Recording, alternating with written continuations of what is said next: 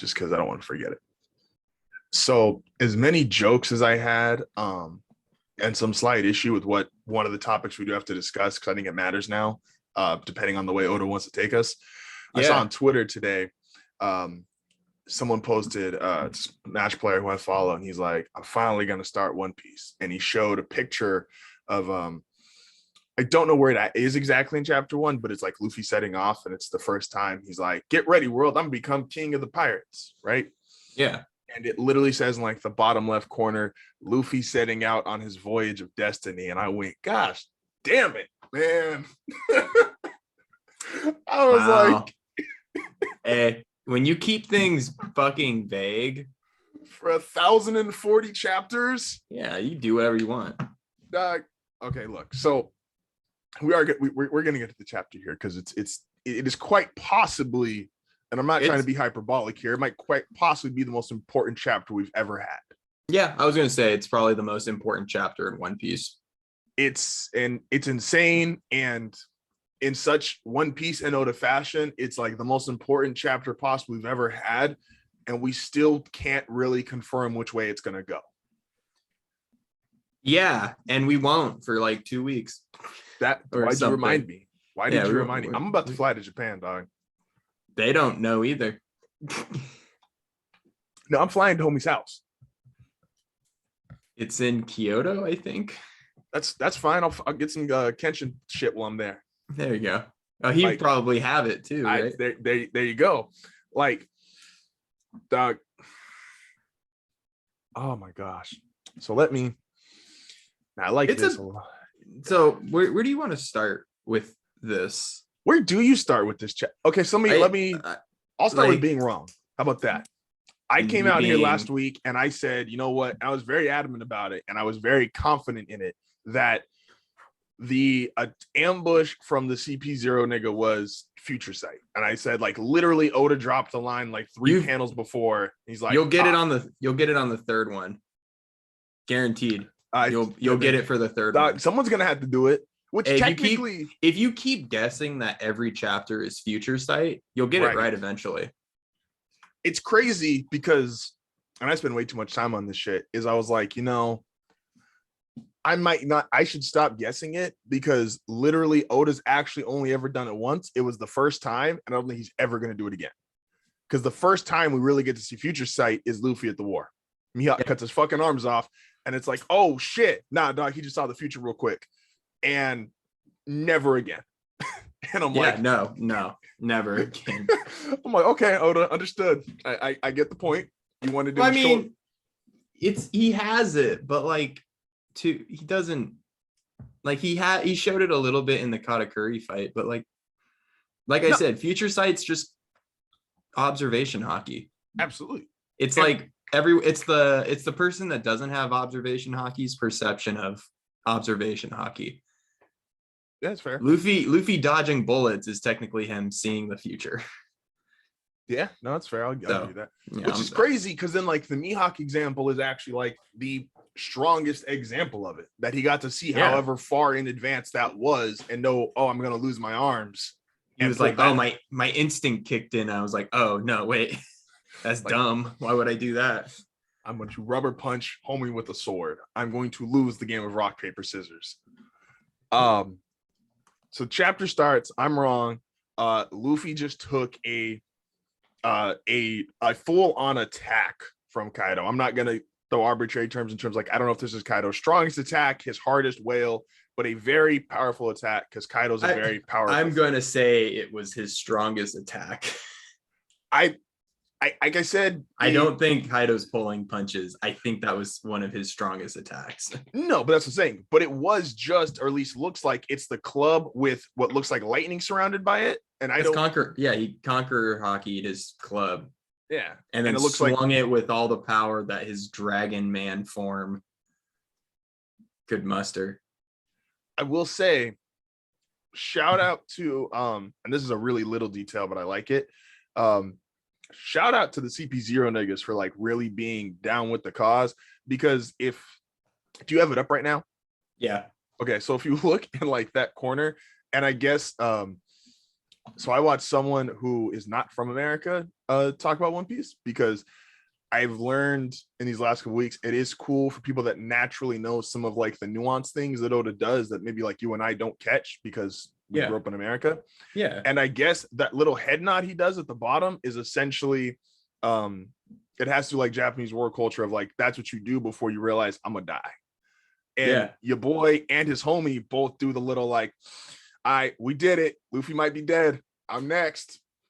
Yeah, I really hope that that's an out for this CP0 because nobody dies in One Piece, so it's like I hope he does. I hope he does. Like I like the idea that he was like fucked up by Drake. He knew he was dying, and so he was like, okay, let me go do this, and then like handled business. Yeah, like they spend a lot of time with like the CP0 that's like was left behind and was like, well, yeah, adios, my friend. And it's cool because to me at least is I would like in some regards, if we get a little bit more of CP0, I would like the idea that there actually is some connection between them. Whereas in CP9, there was literally no friendships, no one cared about each other. Like the only two characters that really stand out from CP9 long term are obviously Lucci because he got brought back into the story, and Kakuzu, is he the giraffe? Kaku, yeah. And he got, I think, even in all honesty, I think he got more like fan popularity because his first scene, his homie started jumping around Water 7, and we were like, all right, fuck it. Oh, I figured it's because he was the Zoro equivalent. He was the second strongest by power level. I wouldn't be surprised if all of the CP9 got. I think they're alive because I think they get chart. Yeah, they're all alive, or at least like. No, I wouldn't be mad if all the CP9 came back as like CP0s or something. I think they're gonna. I like the idea that they also don't do that. I imagine they're gonna be like a side panel in the final war because I think if the government's involved in the final war, which. I'm not going to deep dive into this, but they have like two wild ass, like the final war could literally be just an all out pirate brawl, or it could be pirates versus the government. And that's because there's enough powerhouses on both sides to make that work. And realistically, the government is kind of slowly getting more outclassed. Whereas we know there's like 4 or 5 like monster-esque crews, whereas we only know 3 or 4 legit monster people in the Navy anymore. Because if you're not an admiral, any of the 4 admirals, including Akainu, or old ass Garp and Sengoku, like everybody else has been super outclassed in terms of a power level here. Yeah. So the government in that final war might not really be there like they want to be, but that's for another day. So Luffy is out. Yeah, I think it's interesting that they just straight up go, yeah, Luffy lost. That was one of the more interesting things where it was like, oh, battle on the roof, winner, not Luffy. I thought that was interesting too because I think it makes me think the Beast Pirates are going to stay in this story because that's only started happening, and even Big Mom's Pirates, like that only started happening once we got to the Emperor stage. Like we didn't have these when Luffy beat people in the past, like even Doflamingo, there wasn't a narrator announcement he beat Doflamingo. He punched Doflamingo through all of his strings, sent him into the ground, and then the Navy picked his ass up a day later. Like, yeah, you didn't need clarification. But the Emperors, like Katakuri, Big Mom, both King and Queen, like that makes me feel like, okay, yeah, you won this fight, but these characters are going to stay with us following into this, whatever we think is the next arc, final arc. Like they'll be here in the end game. Like Kaido especially will be here end game. Like niggas aren't killing Kaido. And Kaido was sad. No, but I also am like, I think whatever happens next, the whatever stage of this fight you want to call it, like I wouldn't be mad if what's going to be a big like kick in the dick. We're not Do you want to talk about the end of this chapter? I do in a second. Okay. Because we're gonna get there fast because the rest of this Everything chapter else is just kind of like, shit, Luffy died. yeah. Now you brought up you said a very interesting sentence, and I want to get your opinion real quick. Is you said what stage of the fight we are? I think the fight's over, even if the end of the chapter. I think this fight is over, but I'm curious. I don't think we get that other fight, that hypothetical, and I'll explain once we get to that officially, because I think there is some idolizing there that certain people won't cross, which may be kind of sad, but I'll get it at the same time because this is, only 1,000+ chapters and in this world, hundreds of years of buildup. Or how long ago fuck was it when they say JOYBOY was the last person to Rafto? He was like 800 years before Roger. Yeah. So like we're doing 900 years of history, or 950, however you want to count the Void Century. I don't know. Void Century, JOYBOY hasn't been around for 800 years. Yeah. So, man, look. But yeah, then you get obviously like the bottom of this panel is you get your boy from CP0 who just looks straight at Kaido with the fucking big club and goes, "Yep, well, we just checking." Like those are the kind of moments where like I understand Oda still works for Shonen Jump and there are certain things that company does want to portray. So I understand killing is not at the top of their list, and that's cool. And in most situations, I'm not mad at it. But man, what a way to go. Yeah, and it's a cool way to go. Yeah. Like for a character that we didn't really know much about, for a character that didn't have like some following or like huge fan popularity, like what a way to give him a moment that he could go out like a badass for the role that he was meant for. Yeah, which was being an assassin. Like you don't need to be, like I said this last week, you don't need to be crazy strong to compete in this world. You just have to like see an opening. Anyone can have an opening, and it shouldn't be a surprise to us because Whitebeard got stabbed by his kid. Yeah, absolutely. Or not his kid, but one of his allies. Everybody was his kid. Yeah, so I'm like, that nigga was 20 feet tall. Everybody. Yeah. I'm like, yeah, like we shouldn't be surprised that are you gonna say Whitebeard didn't have future sight? Or quote unquote future sight. So it's like you get yeah. If there's an opening, you just take it and then you can do something like this. So then we get the next 5 to 6 pages here are pretty much all of Kaido comes back down in his dragon form. He's telling everybody Kaido going to Nami and being like, oh, at least some of you still have some fighting spirit. I'm like, damn. Well, because he looked at Kid and Law and went, "What the fuck are y'all gonna do?" Yeah, and Nami was like, "I'm about to whoop your ass." I do love this though. This is a really cool line for Nami because it's a good line for it. A lot of love is in that line. Because there's because everybody is realistically big friends with Luffy because Luffy has essentially saved everyone. Luffy saved Zoro from being executed, even though you could argue was he really gonna die? Obviously saved Nami's village. So Nami having that moment earlier in this arc as well, where she kind of doubted for a second because she kept seeing how strong all these fucking people were. And homegirl said, "Say Kaido's gonna be king of the pirates or I'll kill you." And she had a little bit of wavering and then came back and said, "Nah, he's gonna do it," while she's fucking crying, going I'm gonna die. Yeah, it's not even she never wavered though. She just was straight up it's the fear it's factor. Fuck, but he is. And I'm gonna get fucking wrecked because of it. And now for this one, so that's homegirl with the fucking spider lady, and now to go from her and not being in fear to looking Kaido straight in the face and going, "Bitch, you can't lose."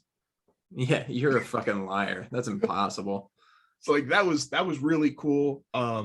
Chopper crying is that's Chopper's character. I'm not tripping on that. Well, I was looking at this too, and I'm like, well, yeah, I don't know. I was like, what Straw Hats are still awake? And I think most of them, except for the big three, all right? knocked out. The big three's all out right now. No, I Robin and figure Brooke, we haven't gotten a they're location yeah. update, have we?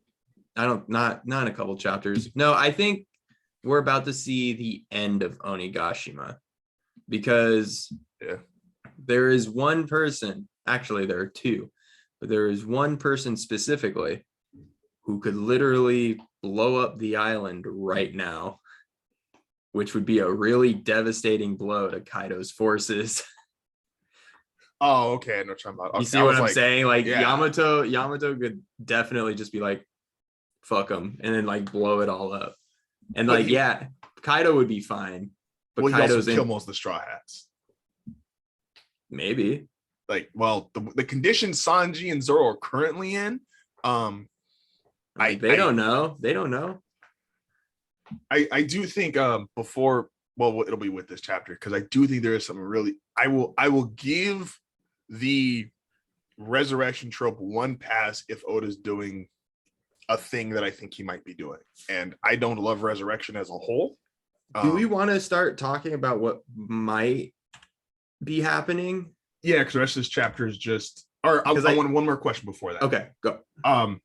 Is I do think though this also is showing some honor on Kaido's side that he specifically is asking for Momonosuke's surrender instead of just killing everybody because A, he's more than capable of just killing everybody, but because his fight essentially he had a jaded result because he didn't get to actually beat Luffy. Yeah. I think there is some pride. He's over it. He's fucking he's like, over it.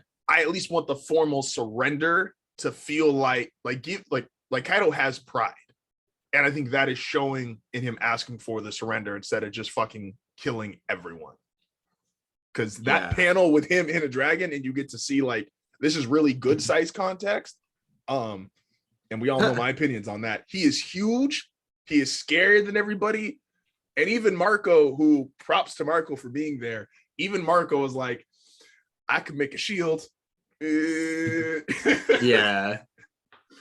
I also do think it's cool to see moments like this where you do see the legitimate, for people that complain about like One Piece is too long or One Piece is like it's stretched out too much. The best thing about like the stretched out parts and long parts is everything feels earned, and the fact the Nami's support, Chopper's upset, and then even Kid and Law going, fuck man, like we bet on this dude. That shit all feels earned because you saw Kid and Law argue with Luffy as equals and say, nah, this punk's not better than me, to now going, yeah, we really did leave him just to be like 1v1 an Emperor, and we're like, we need Homie to do it. He could do it. Yeah, so like that to me was a really cool moment. Now we can go to the end. Unless some of y'all are just real into fucking fodder fighting, then go for it. What are you talking about? There's no fodder fighting in this arc.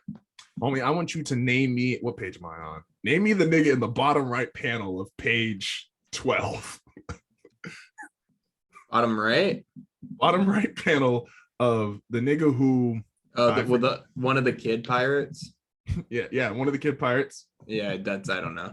And kicking the one nigga who kind of follows Kaido. Like, oh yeah. So yeah, I was like one of them is a kid pirate, and then the other is the giant they got from what was his name? Like half giant Sabodi. Like I forget. Jean something. He could be one of the Coliseum niggas for all I know. No, he was from Sabodi. I understand that, but like that's about how important he's been. He's gonna be important. They named him. Homie, they named him and then name dropped Rayleigh like a page later, and it was like, sorry, dog, you have to eat this second place. One of these two are not built the same. Yeah, right. Jesus Christ. Oh man, I would hate to be like a side character in the series. Like, imagine that. I was Jean Bart. You're right. How could we forget that? That's Oda's what are you talking about? Declaration. I fucking remembered him. There you go. Quick. Name another person on Law's crew. I know Beppo. Hey, name the other. Name another. Do we get names for like the two doctor niggas that are just like walk side by side? Yeah, it's Penguin and Shachi. I would have lost. You want to know why his name's Penguin? Why? He has a hat that says Penguin. if you had to ask me like One Piece trivia or die, and that was like the question I got, I'm dead. This guy doesn't have a bounty. They're just doctors. Like they dead ass. Yeah, they're all just doctors, homie. Um, Gene Bart doesn't have one either. do we care about the Yamato Momonosuke conversation? Do you think there's anything? Um, I thought it was kind of generic, so it was like I wasn't shocked by it, and it didn't. No, I thought it was kind of generic too. It was just one of those things like Momonosuke, keep fighting. Yeah. Like you got to keep fighting, and like that's why I'm like, maybe they are just gonna blow up Onigashima, because that might just be the best. That might just be the best call. Oh, because if you drop it on Flower Capital, then everybody dies anyway. So, and that's what Kaido's gonna do.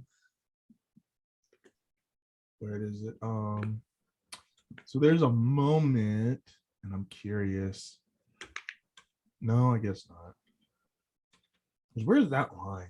There's the line specifically where like Momonosuke says he stopped hearing Luffy's voice. Oh, there you go. I don't hear Luffy's voice anymore.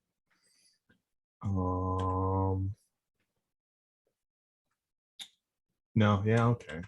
There was a second for some reason, and maybe I was just giving Law too much credit. It seemed like Law picked up on Luffy losing first, but I might be over. He didn't pick up on it first, but he did pick up on it. Like, oh, Luffy's voice is gone. It's like, do we? I guess I'll ask. Like, do we think Law can hear voices? Possibly. I think more realistically, it's observation hockey. I wouldn't. That might. No, wait, hold on. This is One Piece, so every line. That's a D thing. Could be. I wouldn't be surprised if Law could hear the voice of all things too. That would move that nigga up the power chart. That's what I'm saying. I'm fucking saying that the whole time. So then we get Momonosuke after their conversation on Yamato, and he's kind of like still freaking out, or realize, Yamato's trying to give him pep talk, he's still freaking out. And then Zunisha comes in. By the way, I would like to reiterate what I said a couple episodes ago. Zunisha hauled ass. And I don't think we've put enough attention on the fact Zunisha went and hauled ass all the way to Onigashima. And I was told she just started leaving like 3 chapters ago. So giant fucking elephant. No, that was the whole thing. Like they have the CP boats are all outside of Wano right now because they can't go into Wano, the government boats. And like Zunisha showed up.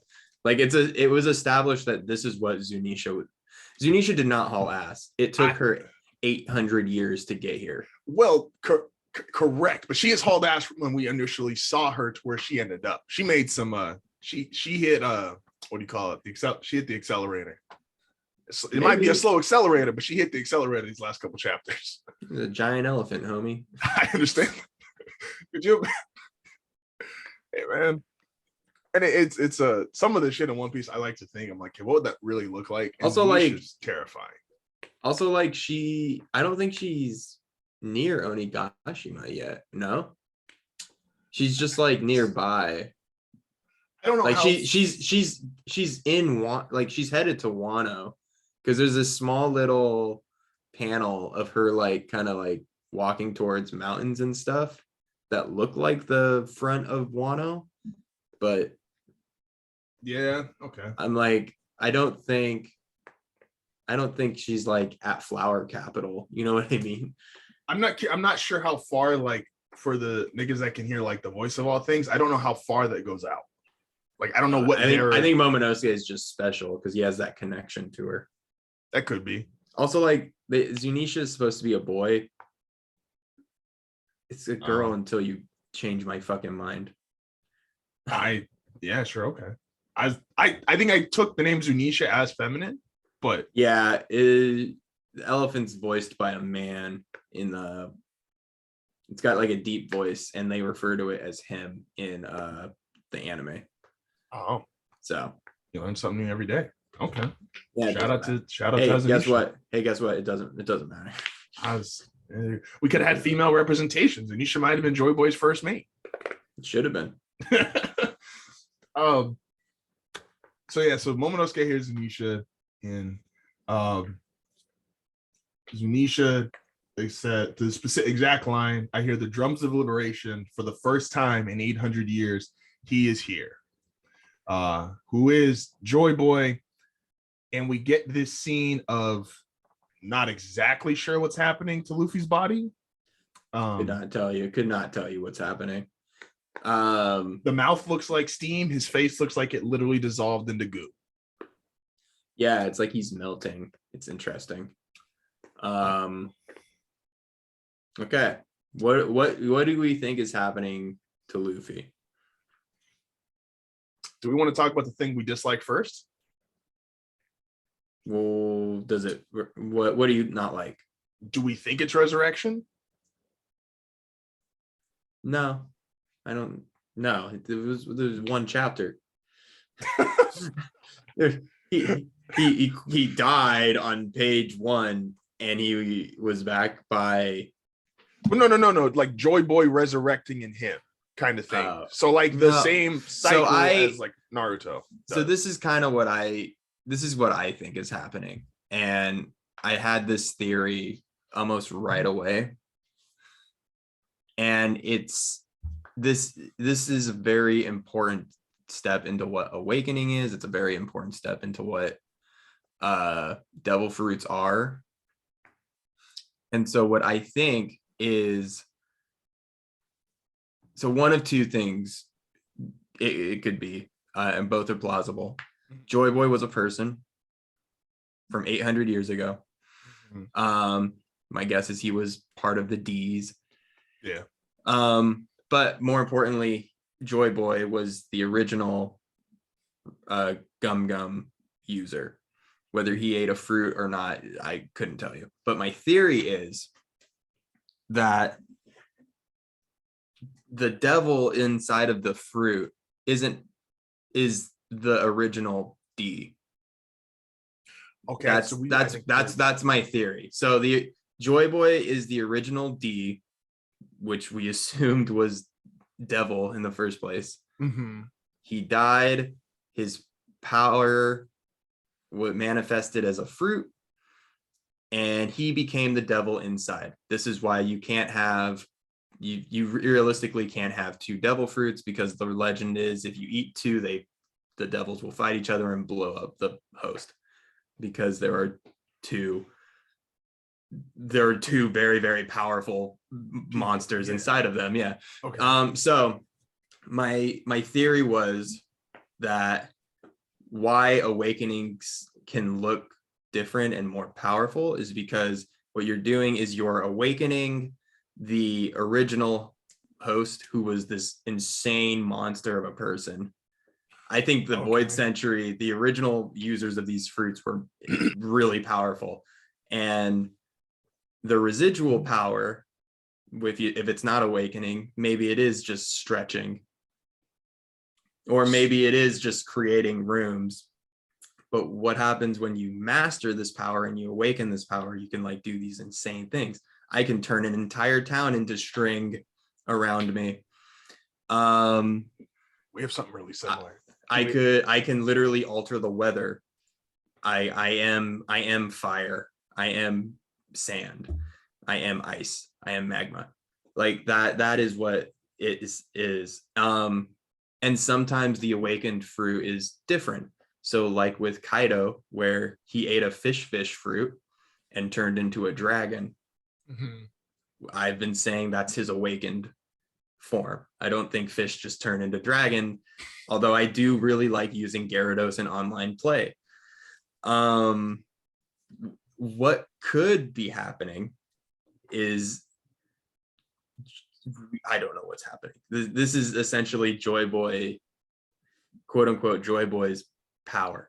So I don't think Joy Boy is resurrecting per se, but when the fruit awakens and we get to see who Joy Boy was, this is it. I could not tell you what's going to happen.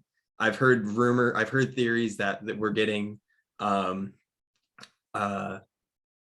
JOYBOY and Nika the sun god are the same person. I've heard that JOYBOY and like I've heard that of theory that the gum gum fruit works like Blackbeard's, and that's why he and Nika can do like these fire things, because I don't maybe he was a Lunarian, like who knows. I've also heard this one kind of like undoes everything, but JOYBOY is a title that you get at a certain point. So Roger could have been a JOYBOY. Luffy could have been could be a JOYBOY. This fool from 800 years ago could be a JOYBOY. Okay. And the smile is an indicator of it. Doflamingo could be a JOYBOY. So like I like my first theory better, that like the monsters of the Void Century became fruits. And okay, I want to ask real quick. Yeah, go for it. Now, are you? I think we're kind of on the same page here about like the Void Century and the powers. But do you think that those people had those powers without it being a fruit, and eventually they turned into the fruit? Or do you think do you think JOYBOY ate the first gum gum fruit? Or do you think JOYBOY had the power of the gum gum fruit, and when his spirit passed on, he became a fruit? I kind of want to go with that one. Because I think obviously there's something before the Void Century. At Correct. The start, something had to have happened to call this 100 years. Like, we don't talk about this 100 years, and something had to create the world government. Mm-hmm. And if suddenly, and this could have something to do with what Enel's doing, what the fairy birth is, and like the people that came from the moon, you know what I mean? Like, this 100%. Could, and yeah, like that's kind of my take to it. Like, something happened in this 100 years that changed the course of the entire world. And I'm doubling down on this. They state that Whitebeard held the fruit that could destroy the world, because my theory is that the original user of that power created the Grand Line. And terrifying like, it is for a human being to be like, and I'm presuming the D's are like just they're born with these kind of powers, yeah. Right? So like, imagine finding out it's like, well, what do? I turn into mud, I turn into sand. Well, if I clench my fist real fucking hard, I can smack the air and shake this bitch. But here's the thing though, like, we look at the Mud Logia, right? I don't know, I don't remember his name. He's not very important to me. But there, yeah, don't ask me why his name stands out in my head. Okay, so you look at Caribou's power and you're like, okay, he makes mud. Great. Yeah. But I could say the same thing about Luffy. Oh, absolutely. He stretches. That's what he does. But what this shows is that the awakened form of every fruit has the potential to just be insane, nuts. Mm-hmm. Because again, the Void Century could talk about these OG individuals who just like imagine, I still think Chopper turning into monster form is a Zone type's awakening. Mm-hmm. So imagine like, oh, I have a power to turn into a behemoth of a monster. Oh, I have the power to literally just change the weather.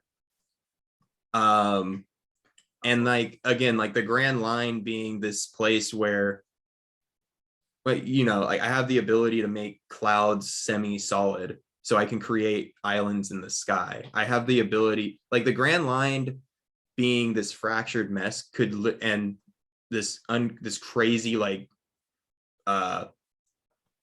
weather place in the world, mm-hmm. that could be residual of Void Century stuff, because Punk Hazard is still destroyed. Correct. When we assume that an awakened Aokiji and an awakened Akainu fought. So what happens when the grand scale of this is put to the test? Like, that's why I'm like, I think that's it. No, I don't think it's resurrection. I think this is just what awakening is. And you know, sun god Nika, which got referenced earlier by Who's Who. That could be another name for Joy Boy. And so we're looking at the origin of Luffy's fire, maybe, that he's able to just bring out every now and then. Like, no, that's fair. So I like, and I would even double down on the Whitebeard theory as far as creating the Grand Line. I want that to be it so bad, I because think because when you shift tectonic plates like that, you know what happens? Mountains are made. Oh crap. Well, guess what? Guess what surrounds the whole world? The red line. Well, like, that's fucking cool.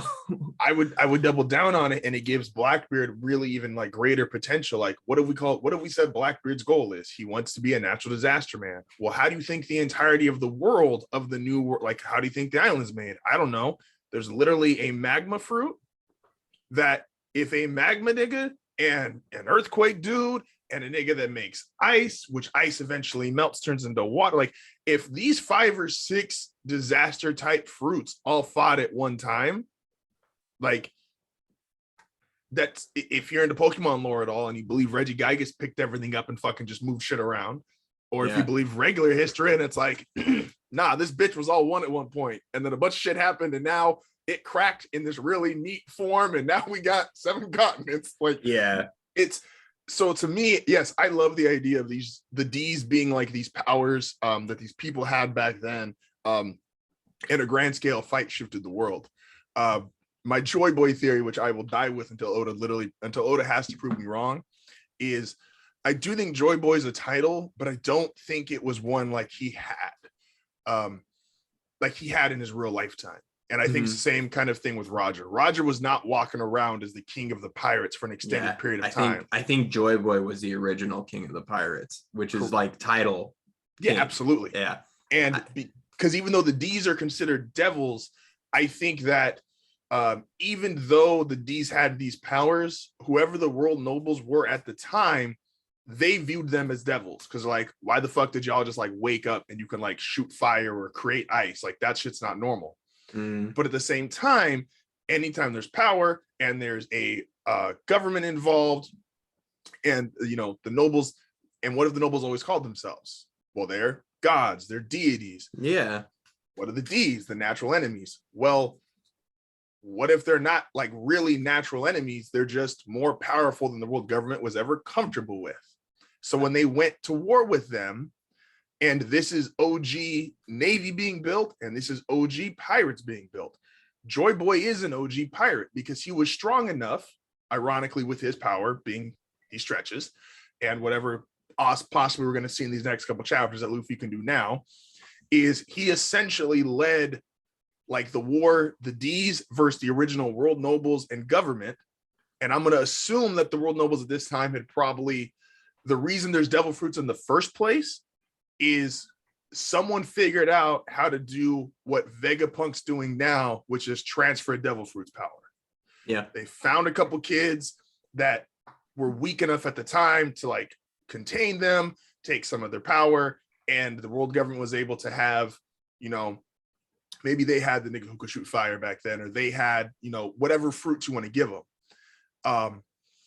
And Joy Boy and the D's were able to, with enough, rise up, not obviously eradicate them, because something happened that the world nobles were still allowed to, after post the Void Century, have still the world government and still have total power, which I think has to do with Eam being also, this is a lot, but like I'm presuming Eam is also old enough to be from that age. Don't ask me how he lived so long, but there's already like immortal theories, or they live forever with the Gorosei and him. Yeah. The Gorosei, I'm not going to say are directly from that time period. I'm putting them a little post Void Century, or right at the heart of it, and I'm putting Eam a little before that. I think Eam is older than the Gorosei. And so Joy Boy, like Zunisha, is like the drums of liberation. Like, the world government restricts freedom. And if you are the drum of liberation, you're Joy Boy, you brought freedom 800 some years ago. Yeah. I think the more I think about it, the more I go that Joy Boy is a red herring. I think Joy Boy is a title of someone who was perceived as having a good time. They were a guy that was just having a good time, living their best life. They were a joy boy, but who I think had the fruit before, which the more I think about it, the more it makes so much sense, is this guy, Nika, Nika, sun god Nika. And I think that is who held this fruit before. And I don't know why he was called sun god. He could have been a Lunarian. It's or he could have been, which would mean that perhaps the gum fruit isn't necessarily rubber, but Correct. It is actually gum. And when gum is heated up, it melts, which is why Luffy looks like he's melting right now. I didn't think of that. That's cool. Now, is that this is me thinking off the top of my head. I was gonna ask, what's the I didn't get this the go because right, it's the Gomu no Mi. Yeah, is in Japanese. Yeah, okay. I don't know. I just wanted to make sure because I didn't know if that was like based off.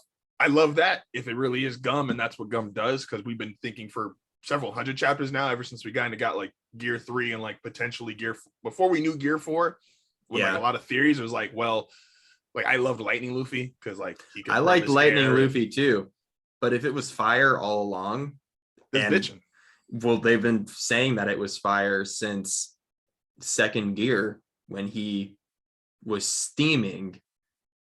You know what I mean? Like all three brothers having a fire element is also really cool storytelling. Like it makes Sabo getting the fruit actually not a total like it fucking like. I had a thought that like the fruits compounded, so the power of the individual would transcend through time, and that was what awakening was. But I love the idea that these monsters existed. And one of the things that the first mention of Joy Boy is that he regretted betraying Fishman Island. Well, what if the regret was that in like, the world government beat the D's and they knew it. And so in order to make this power kind of transcend through time and move on, they had to like put it into fruits or, discover like ways to do it. But in order to do that, it came at a cost, and the cost was swimming. So what the one I this week you've been thinking caps on. No, this is why these chapters are great. This is if that's the case, this is why I was like, this is the most important chapter of One Piece. In which I'm not going to tell someone to go, well, it gets good around chapter 1043. That like, payoff in 1040. It's kind of a dickhead move, right? No. I'm like, this is all coming together pretty swimmingly, actually. It's insane. It's and my favorite part is I could be fucking wrong. Oh, absolutely. Yeah, no, Oda I could be wrong. Like Luffy could be possessed. My whole thing was I don't want to have to deal with a main character having to control his inner demons. Oh yeah, no. I get that a lot. Yeah, no, that's we're nearing the end, and I don't want Luffy to like have that. I will say this, and because I know there's so there is people that love, and I do too to a degree, but I don't think this is like makes him special, quote unquote. Mm-hmm. I think Shank's role in the world makes this a lot more like legitimate than Luffy just finding like this fruit and being the chosen child. I have loved the idea that Luffy is just a regular guy with like really hard willpower, right? Yeah. And it's shown in moments because Luffy has gotten shit stomped at 2 or 3 points of his journey. And so, but I will say to the people that are like, well, does it take away from him? I'm going to say well, from my own opinion, no. And I think people that would say yes are kind of hypocritical because I wasn't reading at the time. But when I go back and like see chapters or kind of want to reread points in comments, especially, is when Whitebeard was first introduced, and niggas know I love Whitebeard. There was a lot of arguing about in the comment section that like, yeah, Whitebeard's the strongest guy on the planet. He should not have a fruit. Like, think how cool it would be if the strongest man on the planet didn't have a fruit. And yeah, niggas loved that. And then it was like he started cracking earthquakes, and guess what? It took about one chapter, and niggas like, it's pretty cool. It's what he fine. does. It's fine. Yeah, like it'd be sick. Like, I think a lot of people get they see Avatar: The Last Airbender, and there's a small part of the community that's like, oh, but what if Sokka was the strongest character in the show? No, how cool would that be? Not... And I'm like, it's cool, but like, what if that wasn't the case? Oh wait, that's it. Y'all wouldn't fuck with One Piece if Usopp was the main character. And we love Usopp because Usopp has a great role. That's a dirty fucking lie. Usopp has a fantastic role. God Usopp. Like, I loved I was watching a dude fucking God Usopp and Buggy. No. Fight for the king of the pirates.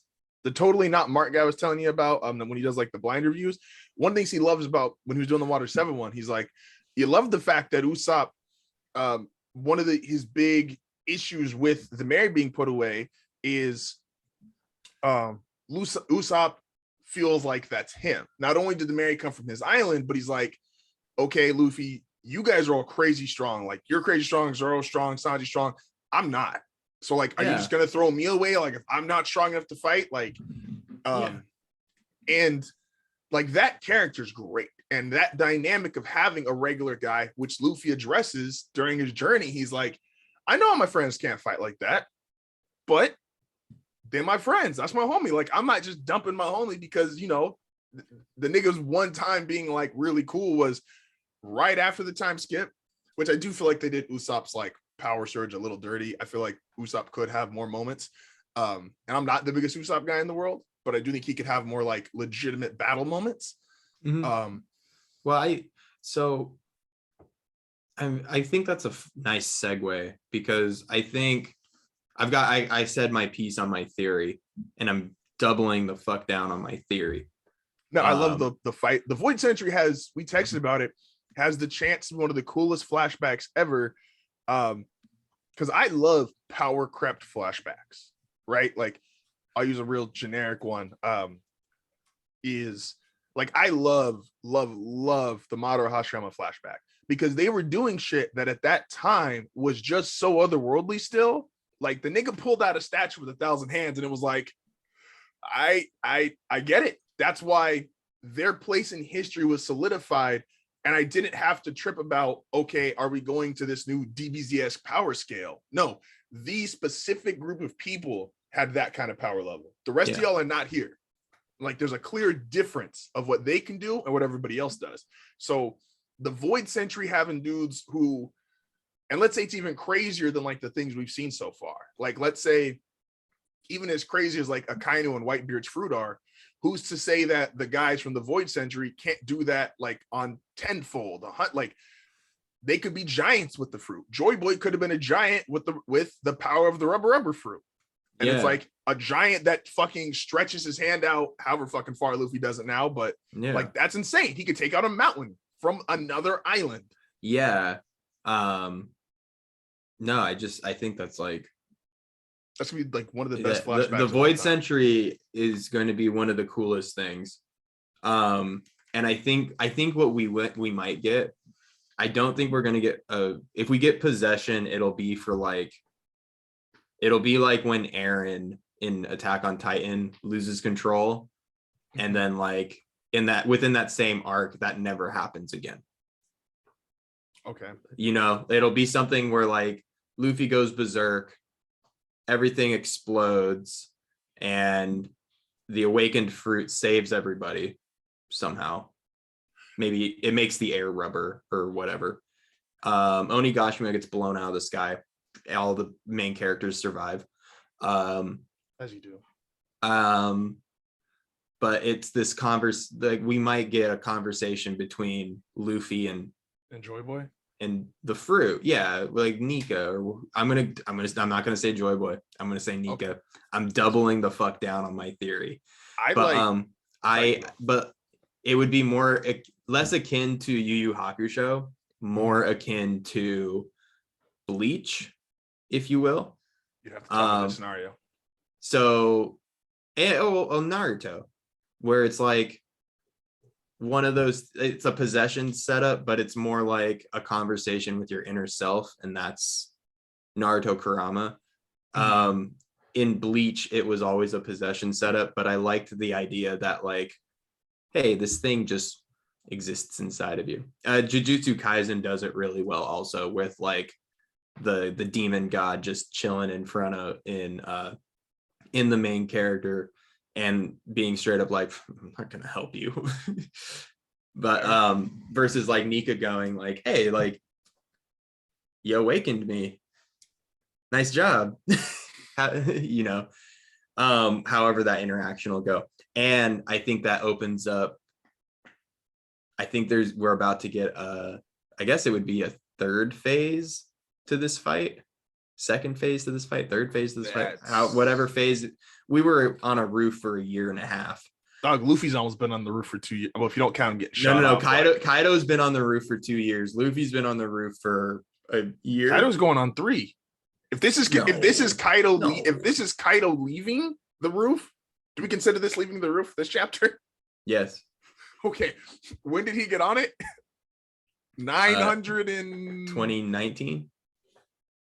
So I think he was up there. 20, like, so part of 2019, 20, 21, part of 20, like, your boy's pushing 3 years, dog. We'll say he's been on the roof for 3 years. That's fun. Your boy has been on that, like, that roof is, the steel beams and that roof is putting in work. Yeah, he's a bit tired. No, yeah. So whatever this next phase is, I think it'd be cool if like Zoro's still going through something. Sanji's still going through something, I think. But more importantly, I think Zoro and Luffy, if someone can wake Sanji up and then Sanji can take lead, because we've already foreshadowed that Sanji has captained the crew before when they were leaving Dressrosa. So I think that would be a nice thing of like, okay, I'm gonna like take charge for right now, and we're gonna regroup. But the battle on Onigashima might be ending, and the next phase would be Luffy at his most powerful, Zoro at his most powerful, dealing with Kaido, who might be rested at this point. I don't know. I want to throw something at you real quick, and this is, and I'm not going with this, but I think it would be a cool twist if Oda did go this direction. Let's say there is like a resurrection or a co-inhabiting thing in Luffy, right? Like Luffy's in there and Joy Boy is in there, right? Or Nika, whoever you want to say, right? Yeah. I think it'd be really cool. What if Luffy told him piss off?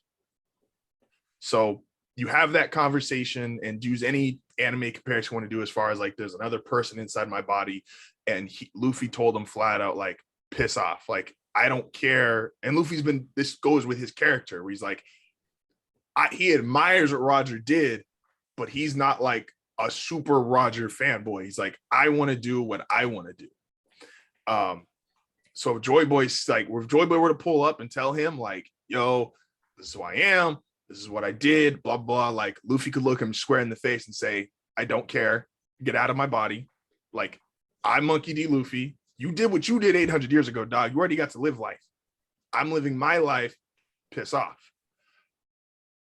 Yeah, I mean, like, I could see it going something like that. But I realistically would think he would, you know what would be a big kick in the dick? And it's a very Oda move. It would be one of those things. Well, yeah, but more than that. You'd be like, oh, I haven't been awake for so long. You have access to like all my power or whatever he says. And he goes, back during the Void Century when I was fucking going on rampages, this is what I was able to do. And Luffy goes, I don't care about what was happening in the Void Century. And we cut away from that. And we don't address the Void Century for another 100 chapters. That's an Oda move. 1,000%. Well, it would be something like I like the idea that Nika's also just Luffy's personality. So it's like they would just be like, he'd be like, oh yeah, do you want to know how this power works? And Luffy's like, no. And he'd be like, oh, okay. I was gonna show you how I did it back during the Void Century, but like, I think you get it. Because they also mentioned like the idea that like there has to be I'm quadrupling down on my theory. No, fire, like that's just fire. Like, so here's another thing. When you like the possession theory, by the way, I'm just saying if we were to go that direction, I would love to see Luffy tell him to kick rocks. And I think Joy Boy would appreciate that. I don't want a possession story in One Piece. I don't either. I'm like just also it would also just be like, I'm not possessing your body.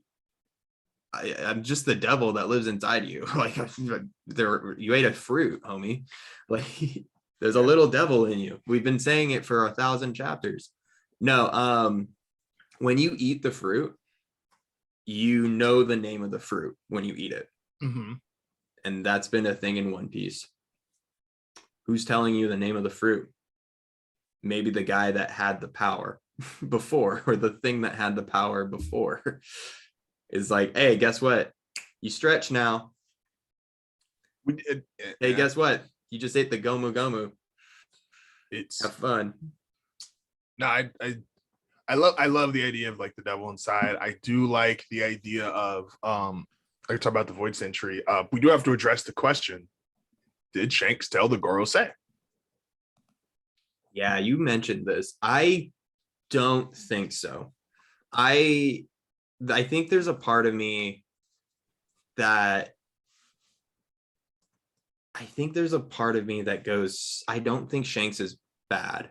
I would hate evil Shanks. I don't think it fits because like I think initially I think there was a bitterness because I think Shanks thought he could fit as Joy Boy.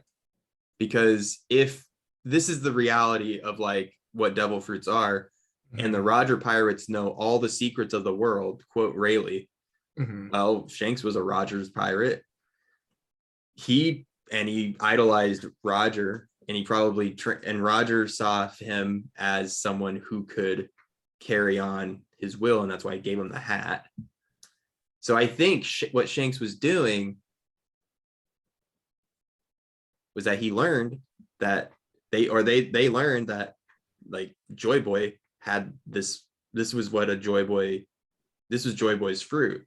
Mm-hmm. And so that first voyage, or that first couple voyages that he went out, he was getting information on where it was, and he found it. He gathered his crew, he found it, he took it, and was partying in Windmill Village when a random kid ate it.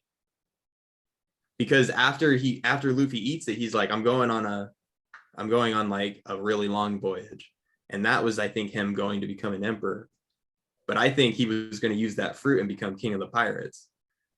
But here's why I'm like, I don't believe in the evil Shanks theory. Shanks instead of him being like, fuck this kid, just get eaten and then I'll go find the fruit again. He saves him. So I go, and not just saves him, but he gives him the hat. Mm-hmm. The hat is very symbolic of like, hey, okay, I believe in you. You go do it. Meet me in the new world. It's a challenge. You know what I mean? Absolutely. Show me that you're worthy of this power. So I think. So I don't. If he did tell him, I don't know why he would. Oh, I think it was a declaration of war. Oh, you do, huh? That's fucking sick then. I hate evil Shanks theory, but then when I thought about it, I was like, because the timing is just like, and like I said, Oda does shit where we're like, oh, it has to be set up like this. And he has gone a different direction and been like there's a reason he writes a story and we don't. But I thought to myself, how much of a badass move would it be? Like the girls say, understand how strong Shanks is. We might not as readers, we don't really know his level yet, but theoretically inside that world, they are aware of who and how powerful Shanks is. Yeah. And what if Shanks just walked right in there and said, hey, I'm gonna tell you about a pirate. Like this nigga gonna fuck your shit up. Like this piece and this little act y'all got going on, like it's about to get real bad. Like if you know where he's at now, yeah, he's taking out like Big Mom's going down, Kaido's going down. I believe Shanks could even flat out say like, I'm gonna go fight Blackbeard. So it's like, well, here's why I was like, I don't know why you would tell him. And I like the idea that it was a declaration of war, but I also like the idea that because Shanks is all about Blackbeard. yes, Like that is a big part of like what Shanks is doing. Mhm. And it could have also been a big part of why he was searching for this fruit in the first place, because maybe it's the key to beating Blackbeard. But I like the idea that he went in, and maybe not so much a declaration of war, but more like, hey, Luffy, or he's like, this thing is going to happen. It's going to shake the world to its core, and you need to handle Blackbeard, because if Blackbeard gets this fruit, it's you will lose regardless. And so it could have been one of those things like, yeah, this shit's gonna happen. It's a declaration of war, and if Blackbeard can take in a fruit and have it awakened, which we don't know, but like maybe that's really weird. And if the cracking on air is what does it, then Blackbeard technically had it off the rip. Which I'm like, again, if we're looking at why devil fruits exist in the first place, it could be a combination of powers, and that's what creates this transcending thing. Could be a combination of Big Mom's power, or whoever had Big Mom's power originally and who had Blackbeard's power. I'm more inclined to think Blackbeard, because I mean, if you can trap something in a little space, maybe a devil, and like now they can't fight each other, and now you have access to both of these things. You can just keep them at bay. I don't know. Again, Blackbeard is, I don't want to talk about Blackbeard because I couldn't fucking tell you. I'm intrigued with I don't think Shanks is evil. No, I think he went in there. I think he thugged it out. He looked them straight in the face and said, you niggas are fucked. And because I think Shanks is aware of what both of those fruits do. And I think Shanks even kind of knows, he's like, look, I'm strong as hell, but I'm aware of like where I cap out.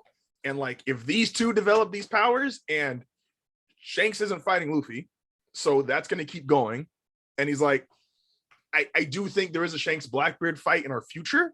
I just don't know at what point, or what point Shanks feels comfortable enough to do that, because he's now seen like, all right, homie's got two fruits.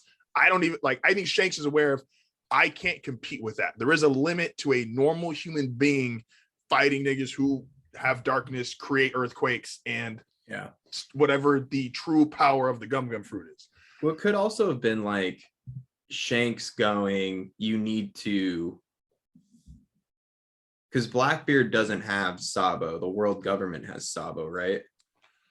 Or Sabo is something right now. It's unclear what Sabo is. I'm so confused on those couple of pages, because they say Sabo lost, but they fought the admirals, and in that, I thought it was like alluded to that Sabo was captured. And so here's why I was like, maybe this is why Shanks went there. Maybe not so much to declare war, but it could have been to declare war. But it also could have been like, you probably should let him go, because the guy that I was like, JOYBOY is gonna come back. And so they were like, or it could have been like, I'm declaring war on you if you don't release Sabo, and I'm going to have JOYBOY on my side. And and the Gorosei is like, oh shit, it's awakening then. It's if this person is this confident and Shanks knows the history, then we have to assume that the rubber fruit is it's out, awakening, and we need to take it out. Like, it could have been something like that too. I'm really cool with that theory, because if I don't, and I remember why now, I like repressed those couple of chapters. I don't want Sabo to be captured again, because nothing would be worse for the character who was already called Ace 2 to literally have a Sabo captured. I know. But like come also on, give this nigga something original. I know. And you know how it would work out too. He would be the brother that Luffy could save. Oh, there is. And I'm just like, no. That would be awful. I don't need a brother saved. Luffy's failure doesn't need a redemption. You know what I mean? It doesn't, because so there's and it's also not even Luffy's failure. Like, it was just like Ace's arrogance is what got him killed. Correct. There's a little YouTube series of a guy who just does what if current Straw Hats pulled up to this arc. And it's hilarious because they shitstorm every arc. It's just like, what if the current Straw Hats pulled up to Alabasta? Well, then it's about 3 chapters and Crocodile was thrown over a roof. Well, yeah, that's like I fucking Nami could beat the shit out of Crocodile now. Absolutely. You know what I mean? Like, but the one that is cool, and I'm not saying I want this arc because I don't, but the one that is cool and legitimate is what if the current Straw Hats pulled up to Marineford? That's the only one where it's cool. Sick. That'd be really cool. But I don't want the same reasoning, because if what Oda has already predicted or already said that we're getting another war, that is Marineford 2, and we will get the current Straw Hats. I don't think this is where the Blackbeard thing comes into play, you know? And I wouldn't be mad if this is where what Blackbeard's doing is interesting. Blackbeard read what was happening to Sabo and went, okay, we're gonna go where it's time to set sail, whatever that means. My theory still is that he's going to, like, he's in one fell swoop, he's going to get Akainu and Aokiji's fruit. That's I still think that, like, they'll try to double team to stop him, and then he'll just go, okay, and then, like, beat the piss out of him. But under the guise of getting Sabo, who's in jail, you know? Mm-hmm. And so I like the idea that Sabo is smart enough to not fight Blackbeard, but to escape to fight another day. That's fair. Like, and basically going, like, Aokiji goes, you should leave. Aokiji saving Sabo would be really cool. What I also just thought about, man, this would be cool as fuck. So this, I don't have a theory, anything, like, obviously any core evidence to base this off of, but it'd be cool as fuck if, like, some of the Ds were multi-powered. So it's like, they don't just, it's not a fruit per D, it's just certain guy, like I said, the natural disaster guy. Imagine if, like, that nigga already, like, a dude who has the magma fruit, earthquakes, ice, like, all in one human. Is like, and you might need that, because we theoretically, even in One Piece now, we have what, 8 Ds, and one's dead. Soul's dead. No, 2 are dead. Soul's dead. Ace is dead. We have Law, Luffy, Garp, Dragon.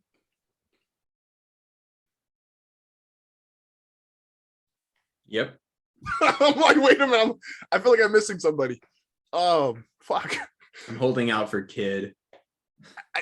It's It's not KIDD. It's KIDD. Yeah. I feel like I am missing somebody though. Oh my gosh. Eustace D Kid. Fuck that. Buggy D Clown. Fuck you. I will fight that one until I die. Yeah, is that it? Is that all our Ds? We only have 6? Yeah, maybe. I want to make sure. Okay, so Ace and Soul are dead. Dragon, Garp, Luffy. Law. Yeah. So just the family, and so wow, it's just the one family and Law. So we have 4. 4 alive, 6 total, and then we have past and present. We have Zebix and Roger are the only like former ones. Yeah. Wow. So even to that, I'll There's even not a lot of D's in this game. yeah, I will double down on like I do think there was a purge of sorts, but I don't think this was like a large amount of people to begin with. So I'll double down on I think there was multi-power Ds because I don't think there was enough of them versus how many people the world government had. Now, well, I do think they got purged. I think whatever, if there was 1,000 of them to start and they got dwindled down to like 100, and then now we're down to 6. Yeah, I like the idea that like there was just a big purge for like during the Void Century, and like yeah, so much time passed in between that it was like, oh, they're not threats. It's like how Attack on Titan's going, where it's like, oh, like unless they eat it, unless they inject fucking spinal fluid, they're not gonna like turn into these things. Like at some point they stopped turning into monsters on command. Yeah. I do want to, I just thought of this too. I've thought about this before, but it makes a lot more sense now. Is like I said, my grand thing is like, I think the Navy is technically the bad guys, or at least the original world government was. And so they played the D's off as like devils because they had these weird powers. But I do think the D's, and JOYBOY being one of like the OGs, is like he wanted to be free. He didn't want to live under like the oppression or rule of a government or a king. I think the same thing applies even with someone like Garp. I think what Zebek wanted was different than just being free. Like he was a little more unique. Like he was truly like an evil son of a bitch. Yeah. Whereas Garp and Roger, they're more willing to kind of let the world play out and let people kind of pick, are they going to be good? Are they going to be bad? Which is why Garp is the only D that's in the Navy, and why him and Aokiji have a lot of, well, I could arrest you, but like, what are you going to do? Like, yeah, we're coming on water 7. Like, Noemi and I are coming on water 7. And it's like, well, we have Alabasta first. But when we get to water 7 and you get the Aokiji scene where he's like, I could kill, not the first fight, but even like post, and he's talking to Robin. He's like, hey, do you think, like, are these really your friends? And she's like, yeah. He's like, okay, I'm gonna see what y'all do. And he just walked away. And Aokiji's on an entirely different power level at that point and could end the story 800 chapters early. But him being under Garp, and Garp being like, hey, people deserve to live their life. Which the celestial dragons are just like, nah, fuck that shit. We just shoot people because we feel like it. Well, I also like the idea that, so it's the Void Century for a reason. Like, it's illegal to study the Void Century. Probably because of all the crazy shit that was happening during the Void Century. And that the three weapons probably were designed to fight the monster D's. The D's, yeah. So I like the idea that there were probably a lot of bad ones too. Oh, absolutely. I think so. It's like I like the idea that the world government, like, not to like copy Attack on Titan, but like if the world government literally was like formed to like try to keep the peace, and like them and a select few D's, like the D Waters, if you will, the ones that betrayed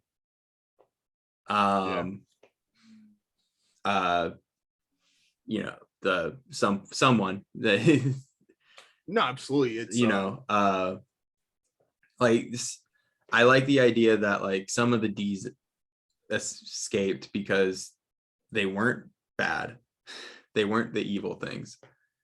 No, they were like, I think they were allowed to make their own choices, and that's what they kind of wanted for everybody. Now, in the results of making your own choices, in the results of that, there was a loss people, of information, and like a corrupt government that was like, we're never going back to that. Which is, you know, again, Attack on Titan is doing it with Marley, where it's like, oh my god, we're never going back to Eldia. And it also gives a lot more clarity to the reason why like Garp and Roger essentially fought as D's, didn't fight as Marine and a pirate.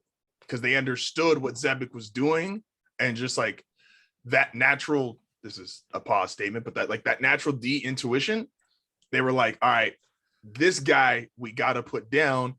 And when we talked a couple episodes ago about like Garp possibly adopting Dragon, so not being his biological son, but like adopting him, letting him grow up with him, and then end up getting with his daughter, he knew what Dragon being a D, he knew what that could be. And Garp doesn't even go out and try to stop Dragon because Dragon's living his life. It's a different life than Garp wanted.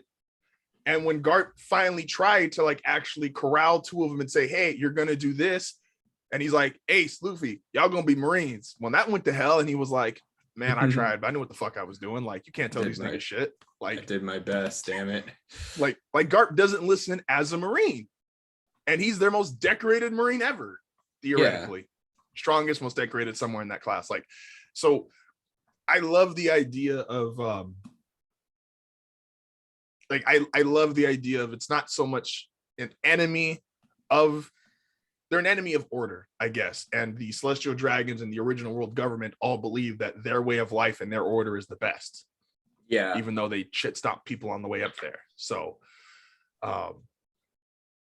this fantastic chapter. There's like a million things you could say about this. Like, it's for me, until I'm proven wrong, the only thing I'm doubling down that JOYBOY was a name for Nika, who was someone who could run around having a good time.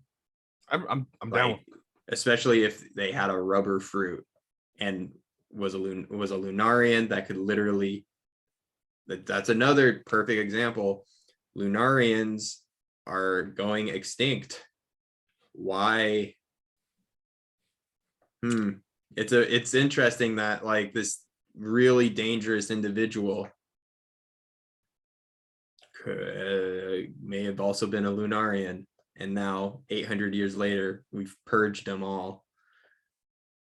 It kind of like what happened with O'Hara, you know what I mean? Like, it's interesting. I don't know, like I saw that last panel and I went, there's a lot of pieces that just got connected or potentially got connected.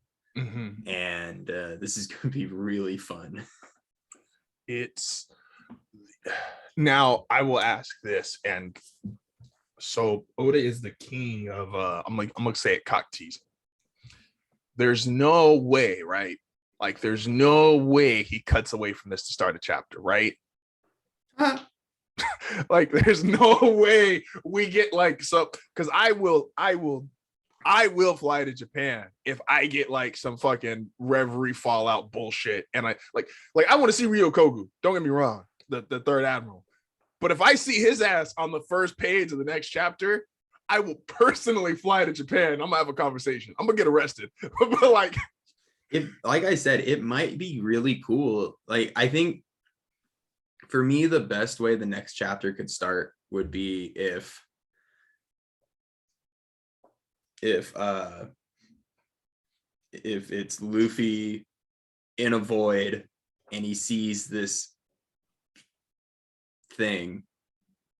I'm cool with that because we're staying here at least. Well, it could be easily like, you don't even need dialogue. It could just be like Luffy like wakes up and he sees this thing that's like, it's the smile, you know what I mean?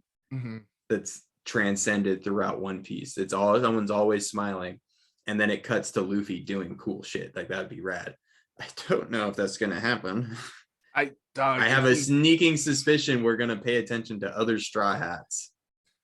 If we leave this moment, this is, and I get it, and it's worked in the past, and I get like a little annoyed, but like I understand it. This is literally, JOYBOY is in like the top 3. Like, is that fair? JOYBOY has to be in like, and I'm gonna put JOYBOY / I don't know if I can combine. I'm sorry. JOYBOY, the Void Century, and Devil Fruits are like, you could argue those are like the top 3 unsolved mysteries of One Piece. Okay. Yeah. And technically they intertwine. And I don't think we're going from here to Void Century flashback. I do think the Void Century flashback is for the next arc, or at least not in the middle of a fight with Kaido. Yeah. But you can't, so you can't leave this moment. Like, I understand we've had fallouts and like big fights and big moments, and Oda says, and this is what's going on over here. This is one of those times, like, and me saying it does nothing, but like, you can't do it here. Please don't do it. I also just remembered, and I brought up a little bit earlier, but I forgot to ask the question: is, do you think if Luffy like was Joy Boy confirmed, do you think Kaido would fight him still? I say no, because Kaido's made remarks about trying to find Joy Boy, and the reason why I brought up earlier the whole like Joy Boy led essentially like the D revolution is people, and Kaido would be one of them. What if Kaido's a D? Kaido could be a D, but he's like Joy Boy essentially is like a pirate. Like, he is there, for lack of it, for same world term, like he's their Garp. Like, if Garp is the hero of the Navy, Joy Boy is the hero of pirates. And so Kaido would look at Joy Boy and go, I can't fight you. Same logic would be Garp and Roger can look at Zebek and go, oh yeah, this nigga's not Joy Boy. I don't know what the fuck he is, but this ain't Joy Boy. And so that's why I said earlier, I'm like, the fight could technically be over, because if Luffy comes down there and he is confirmed Joy Boy, like Kaido's like, nah, dog, I'm good. Like, you kind of the homie. And it'd be a cool thing to text Jake, because Jake said there is no redeeming Kaido. And I'm like, I disagree entirely. There is a lot of ways to redeem Kaido, because realistically, unless you are just that into Odin's vassals, Kaido hasn't done a lot of terrible shit. Like, he has in the world of One Piece, but in terms of what we've seen with him, his knockouts are, he almost killed Orochi or took a head. He knocked 2 of his minions through a mountain, and he beat the shit out of the samurai. So I'm like, for as powerful as he is, Kaido's achievements since we've seen him, he's obviously enslaved a country, and that's, kind of bad. It's pretty bad. but like, is it any worse than what Crocodile did? Crocodile and Doflamingo, Crocodile, he wasn't strong enough, but Crocodile's arguably done more than 99% of characters. Crocodile had a whole fucking kingdom. He had a whole underground network. Like, he wasn't as strong as Doflamingo. He wasn't as strong as Kaido, obviously. But, like, Kaido was just this... Kaido, to me, still feels very kiddish. He is just a massive thing of power with a kid mentality. And yeah, I think you can redeem a child. So, like, I have Kaido... Like, I would love to see... because Kaido could even... Because we want that Kaido flashback. Joy Boy is a great way to give us a Kaido flashback, because Kaido existed with Roger, Whitebeard, Zebek, and Joy Boy was probably was a talking point during their times. Yeah, probably. Well, so like, even if he wasn't, like, like, I don't know. I'm very excited for what comes next, because I would be really sad if we cut away from Luffy. I'd be heartbroken. I would, but I have a divorce. I think that might be what's happening. Like, but what else in the? Let me blow Onigashima up, and then some of Luffy's power is we talked about, like, I talked last week about Luffy's awakening being able to redirect, or not redirect damage, but redirect damage. But what if he can make the air rubber? And so, like, his awakening while he's dealing with whatever's happening in his brain or whatever is, he saves his friends, which is all of the samurai. Like, Onigashima blows up, it's a fireball. Guess who can control fire now? Luffy. Guess who can make the air rubber? Luffy. And so, like, everyone's fine, but everyone's like, obviously a shockwave hit him. But like, it. And I need to ask, because Luffy can hear the voice of all things, so maybe he saves everybody. The fear in me is like, what is currently, besides Shanks and the Gorosei, what else is going on in the world that is important enough to cut away from this? Like what genuinely is like, man, that is actually like a big deal. You could justify cutting away from it. Nothing.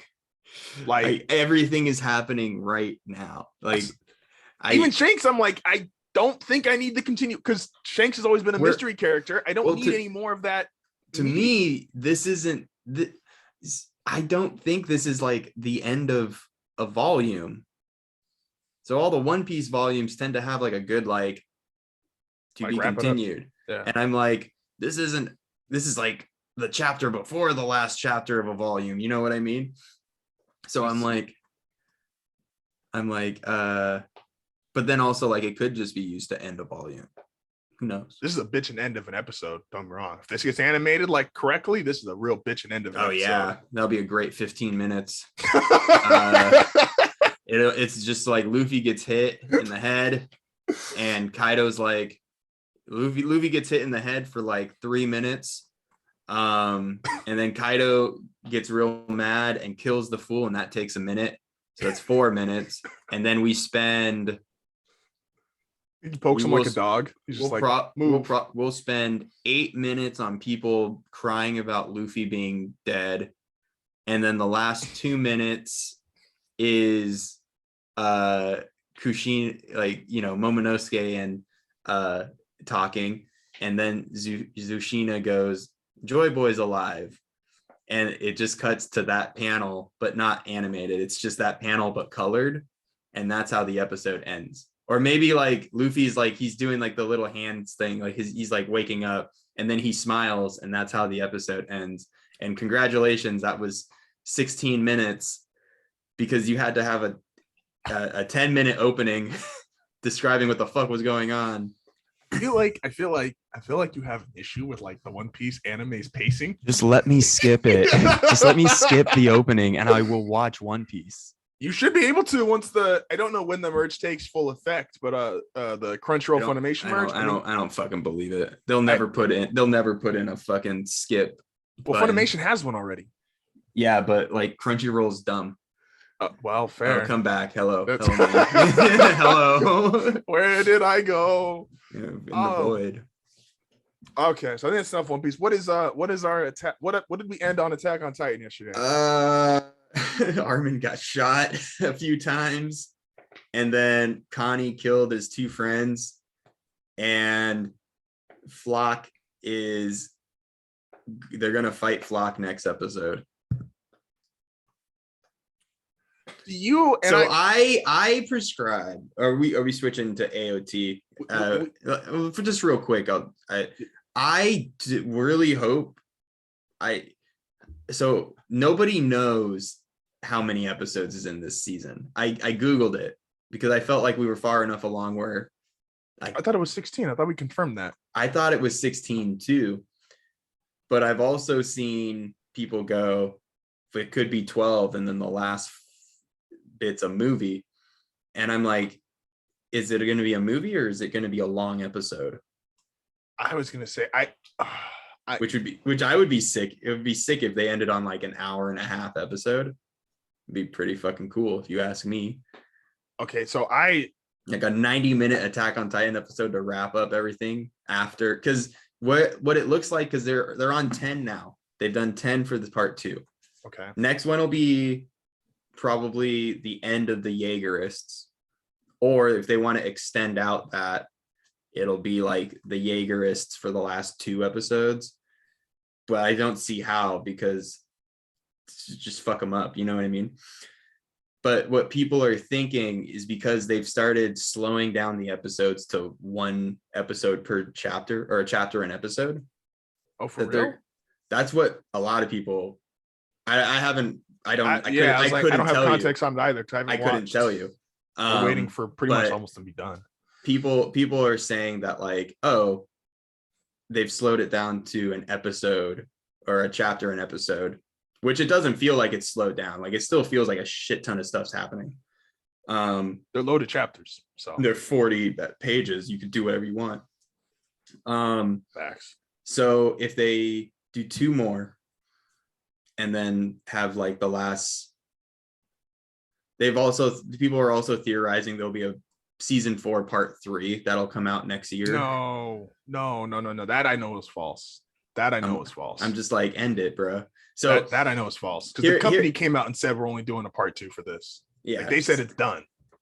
Yeah, so basically, I'm like, it depends on how much they want to milk it. You know what I mean? Mm-hmm. I'm just like, if I get an episode 13, they're doing 16 episodes. If I get episode 13, this would be bitching, by the way. Episode 13 happens, or they do 12 episodes, but the 12th episode is 2 hours long. So I could see that being fucking awesome. What I would say is, if I had to make an educated guess, because I do think some of like the leaks come from also like people on the inside, because I think they get paid off to let some stuff come out. Yeah. And I imagine they're going to do the season in a normal episodic form. What I think is really speculated right now is I believe there's going to be an OVA, which is going to be that part he did after it ended. So that the additional content, I think, will be its own. So the Attack on Titan OVA is only like an hour anyway. I think we'll get an hour-long OVA with that, with the additional content. And I think that is I think that's where the theory behind like, doing a movie, because as much as I would love an Attack on Titan movie, and it technically works. Here's what you want to know. Like, when people say movie, this is why there needs to be a discrepancy with movie. Mm-hmm. When I hear movie, I hear, it's coming out in Japan first, and then I will get it 8 months later. That's what I hear when I hear movie.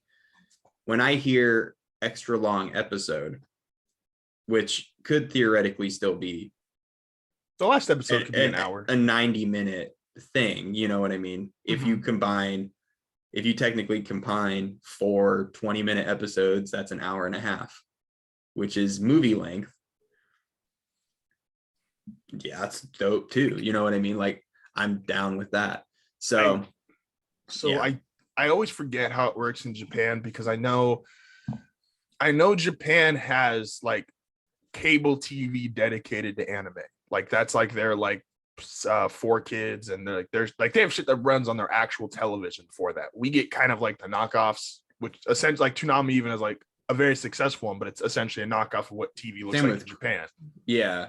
But it also, because I also know like money, it doesn't make a lot of sense in my head for there to be a movie or a super long episode to end it, because technically, like, it's that, like, if they were to do those last 3 or 4 episodes, right, that's another month of subscriptions, that's another month of cable if people are paying for, like, to me, I'm just like, I'd be really shocked. Maybe like the last episode, yes, is an hour. I don't know if an hour and a half, but like I could see the last episode being an hour. Yeah. I think I'm a little too like money jaded, and it just, it's like I don't watch Euphoria, but like Noemi's obsessed with Euphoria, and she's like, oh my gosh, they're like, and Euphoria is one of the, you would have probably better context on this than I would, but like so many shows were doing like, we dropped the whole season, drop the whole season, and Euphoria kept it on like week to week, and it's like, well, yeah, most streaming stuff does that now. Week to week again.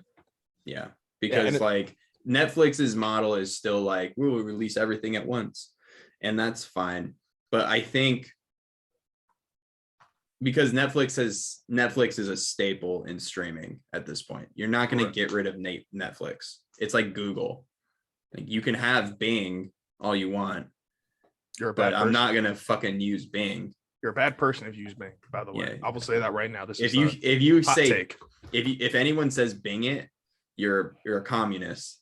You want Putin to win. So oh fuck. Shout out to Ukraine. But it's awful shit. Oh my gosh. Anyway, there's probably like a Ukrainian that was like, I only say Bing it and I hate this podcast now. So, fuck me. I'm sorry. I It didn't not mean could that. happen. Sometimes you just gotta, piss off some people. Usually not people at war, but sometimes you just gotta piss off people. I'll piss off the Russians all I fucking want. There you go. Oh my gosh. Those damn Ruskies. I got a there was a I don't know if this should be part of the podcast. Hold on. yeah, You might have this to is- edit This is a off mic segment for sure. Okay. What else is going on in the anime world? I think Chapter's phenomenal. Attack on Titan's great. Where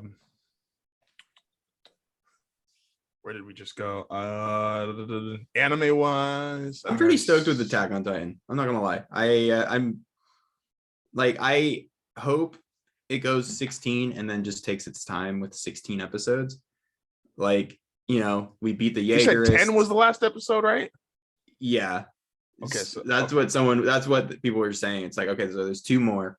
And so I'm like, oh, if they take out the Jaegerists in the next bit, and then we spend 5 episodes on the last arc or the last set of what's going on, that'd be fucking cool. I'd be sick with that. You know what I mean? I would I don't know how much more there is. He started the apocalypse. Everything's over. The only person that can do anything is Mikasa. So I would love, from just like a specific, like just my own opinion of animes, is I've always been a proponent of, like, it's really cool when you get to take like very serious or like thematic moments and you get to basically make it a little mini movie inside the episode. You get to add the music, you get to add a little more dramatization than a book can give at times. yeah. And obviously, like any kind of fighting, like I've said, like fights, I think anime should take all the liberties they can to make fights. Like, throw a lot of your budget into that. Maybe you're like One Piece, for example, because it's so long. Like, yeah, maybe make your intro episode really cool to New Island so we can like really see it in detail. But the parts that are slower because Oda paces that way. Like, all right, cut a little bit, maybe here or there, but then make the fights with Doflamingo, make the fights with Fujitora, like those, like go all out. Because no one's gonna bitch about, man, that wasn't canon to the story. The fight, well, we bitched about the Hordy and Caesar Clown fight, but that's because they sucked. But like, no one would bitch if we got like an extra 5 to 10 minutes to Doflamingo fight. Like, if there was just an extra fight scene of them throwing hands. I think they did that. The same with Katakuri, but I wouldn't. Not at a chapter an episode. No, thank you. But that's just like, those are the kind of things, and because then it helps you with your own pacing as an anime, because it's like you're literally not going to catch up as quick, and you're not dragging out a part that we don't care about. Like the Colosseum is one of the greatest wasted opportunities in One Piece. They gave us a filler character who sucked. You could have given us 2 filler. The female gladiator that Rebecca supposedly knew. Oh yeah, and the filler. Yeah. And it's like, you could have like made that an interesting character with like a cool way to fight or a cool power. Like, you could have the Colosseum had potential that you could have got you could have got a filler episode or 2, but made it cool without corrupting the story. You could have just made it 2 guys who fought and they just take each other out. Like, it's, yeah, and mistake. But, and then also, so like with Attack on Titan, is like, there is a chapter in particular that I'm thinking of, and I'm like, it'd be cool if they stretch that out, because it is a more like thematic-esque chapter, which, I mean, everything in Attack on Titan kind of goes over the top at times. Like you said, homie literally starts the apocalypse. So it's like, you're dealing with 100. What do you do now? Yeah, it's like, what, the Colossal Titan's what, like 100 feet tall, and there's fucking thousands of them. I forget their actual height, but like big as shit, and they're just literally walking across the world. And I'm like, yeah, you could make, like, I saw the clip of the rumbling happening, and It's fucking cool. It dope as fuck, and I actually wish they made it a little bit longer.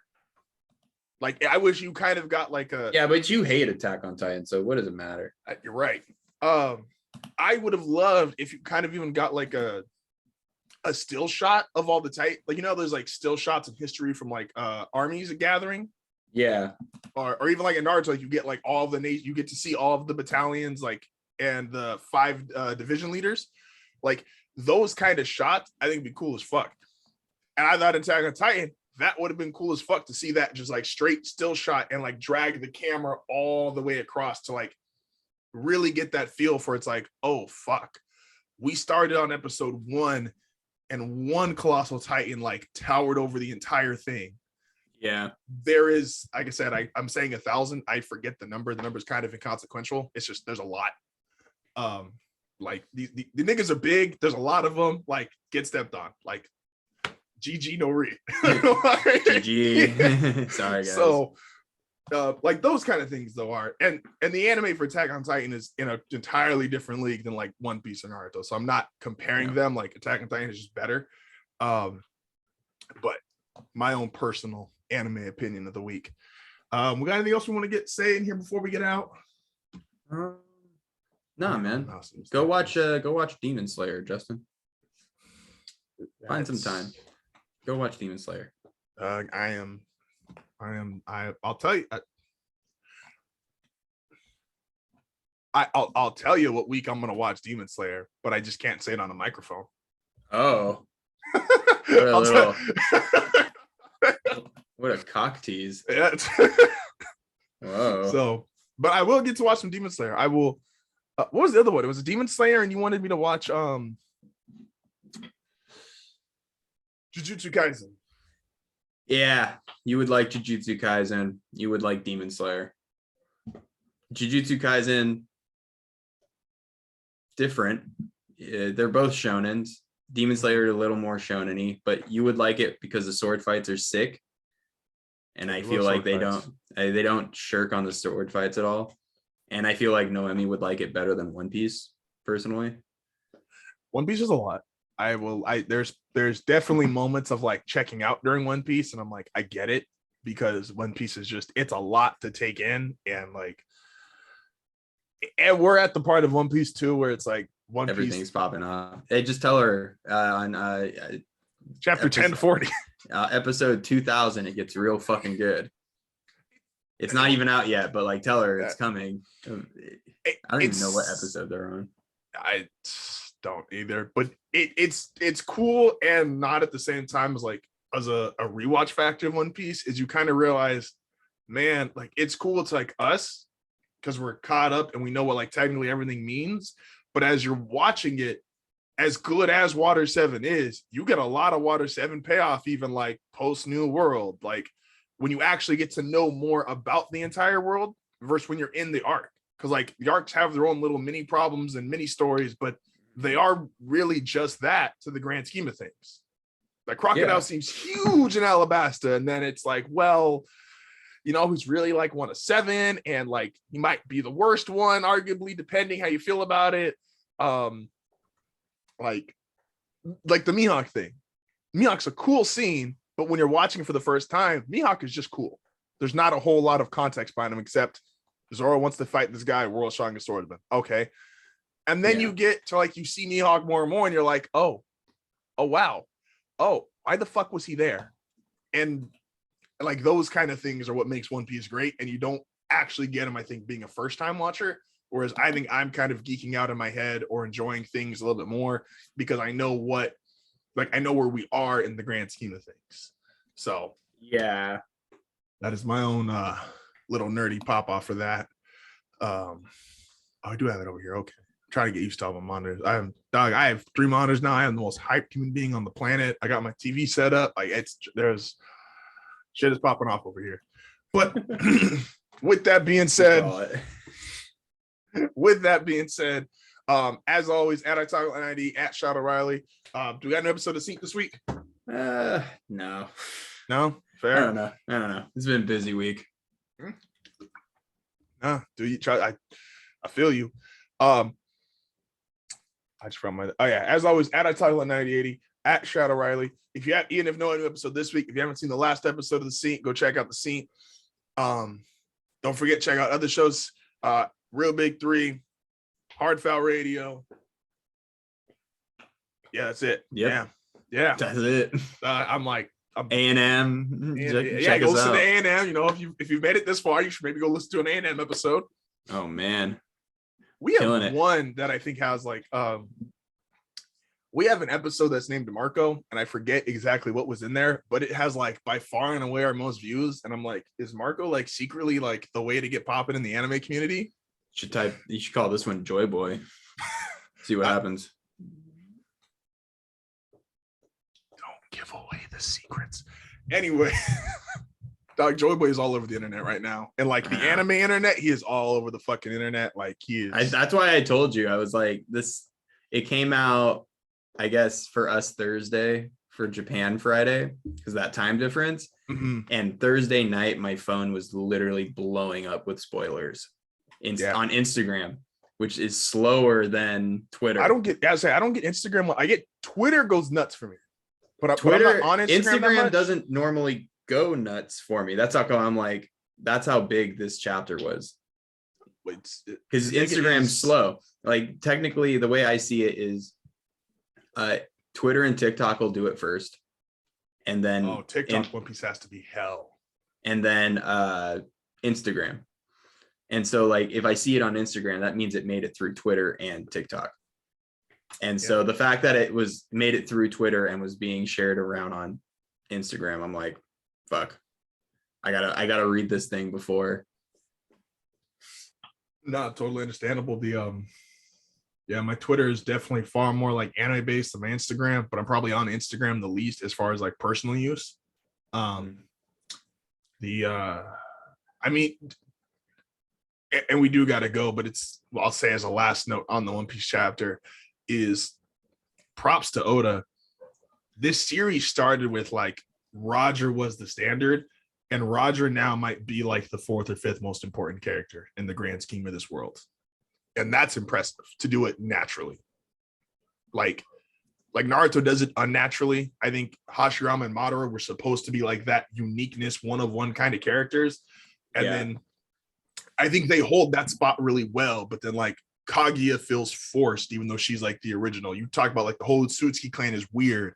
So it's like for Oda to naturally, like Roger is the standard, but JOYBOY did it first. And Eames been here forever. And we've been talking about JOYBOY since Fishman Island. Absolutely. It's like, it's so like 500 chapters ago is when we started talking about JOYBOY. Like versus like 20 chapters from the end, we start talking about the Utsukis, and you're like, what? I just got a tree, dog. Like I just got the tree fucking 40 chapters ago. Like why? The mother of all chakra is here, and you're like, does she have to be? That's the fact. Like Madara was doing a great job as a villain. Like we didn't. Madara was doing great. Now you pick now for your female representation. I think you fucked up. And Madara was given to us. I would just double down on the misogyny. You know. Yeah. Madara's what first chapter is Shippuden? He's introduced or talked about because Sasuke like squeezes. He goes inside. Well, I'm like the statue of Madara is at the valley of the end. Yeah. You know what I mean? Like. That's also a weird thing to be like, and I know we got to go, but just like I know we have to go. The funny thing about like they built a statue of Madara. Imagine like a war criminal. Like that's how you know Hashirama had pull. Like his brother was racist, homie was a war criminal, and committed mad atrocities towards the village. And he was like, "But he's my friend, so I need a statue of him." Yeah, but I'm like Hashirama had that statue built. That's what I'm saying. Like, he had a war criminal statue built. Yeah, well, Sasuke's a war criminal too. Hey, Sasuke ain't got no fucking statue. He's the Shadow Hokage. Oh, you're right. He's on the other side of Naruto's face. They just carved him in there. Naruto's bad. Hey man, we gotta go. We'll see you next week. Peace out, dudes.